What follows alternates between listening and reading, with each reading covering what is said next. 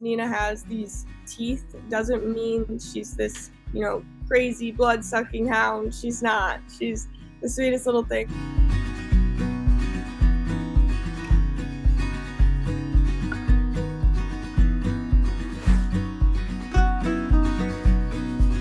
She likes my mom a lot. Hi, I'm Emily, and this is Nina, the dog with a smile.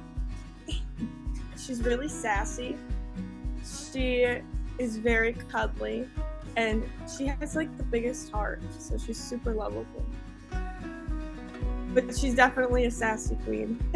So Nina's story is kind of interesting because it started like 4 years ago, and you've probably heard of the dog Choopy, who has a similar condition as Nina. I started following him from seeing him on the Dodo, and his name is Cheers for Choopy, and I've been following him since he first came on Instagram.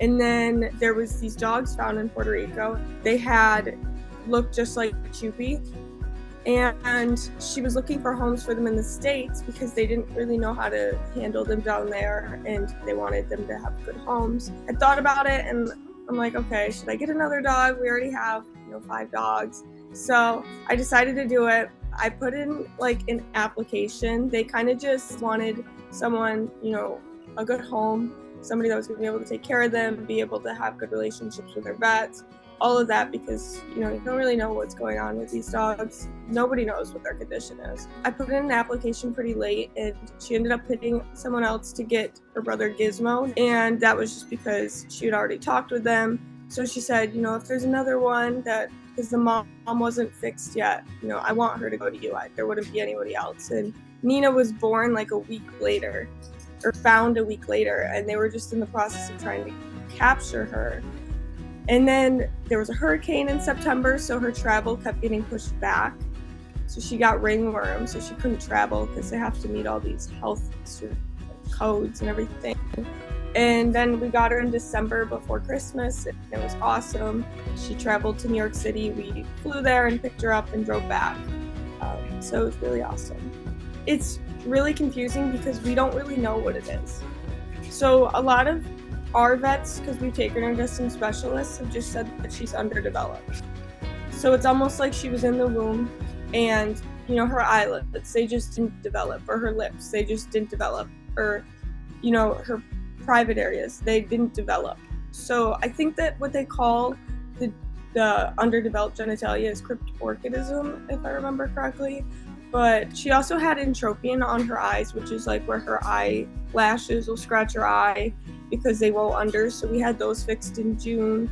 We just drove 4 hours to make sure that she didn't have any cataracts or that we were missing anything, because we think with the positioning of her eyes, she can't see certain things. But there was a specialist in Pennsylvania, at the University of Pennsylvania, that we were in contact with. We're not really looking for a diagnosis, essentially. We're looking for more of how to make sure she's okay and make sure she can live a happy, fulfilled life. I mean, I don't know if it's due to her condition, but she does a lot of things that are different than other dogs. She has to sit her butt on other dogs or us or on their heads. She jumps, she's very, she flails her legs all the time.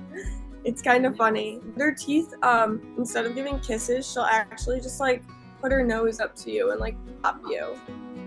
And to clean her other siblings, she sits there and nibbles on them instead of kissing them. It's little nibbles, almost when a dog chews corn off a corn cob.